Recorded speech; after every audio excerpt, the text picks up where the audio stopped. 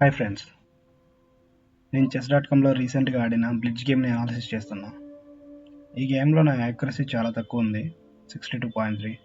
But ఈ video చేయడానికి గల రీజన్ ఏంటంటే, మనం చేసిన ఇన్యాక్యురేట్ మూవ్స్ అండ్ బ్లండర్స్ మన గేమ్ని ఏ విధంగా పనిష్ చేస్తాయి.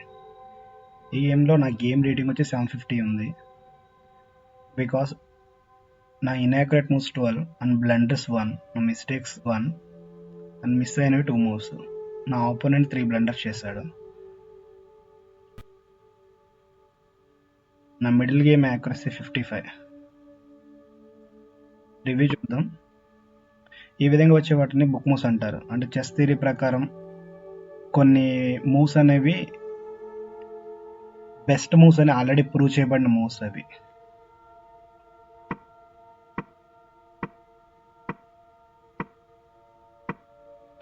ఈ విధంగా వచ్చే వాటిని ఇన్యాక్యురేట్ మూవ్స్ అంటారు.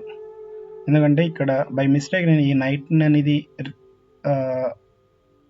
రిమూవ్ చేసినట్టయితే డైరెక్ట్గా నా క్వీన్ అనేది బిషప్కి ఎక్స్పోజ్ అవుతుంది. సో ఈజీగా బిషప్తో క్యాప్చర్ చేస్తాడు. సో దట్స్ వై ఇది ఏంటంటే ఇన్యాక్యురేట్ మూవ్స్, అంటే దీనికన్నా బెస్ట్ మూవ్స్ ఉన్నాయని. మేబీ నేను ఈ మూవ్ ప్రిఫర్ చేస్తే ఇది బెస్ట్ మూవ్ ప్రీవియస్ కన్నా.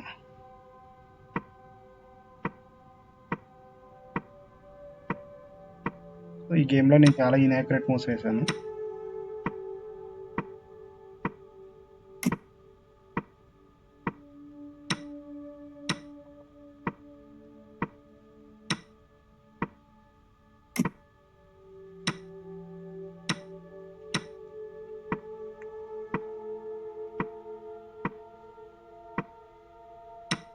ఇవన్నీ ఇన్యాక్యురేట్ మూవ్స్.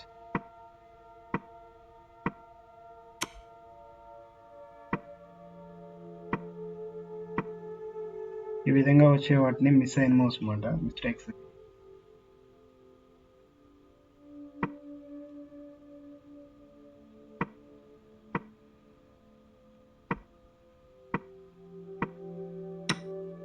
దీని ఆపోనెంట్ యొక్క ఫస్ట్ బ్లండర్.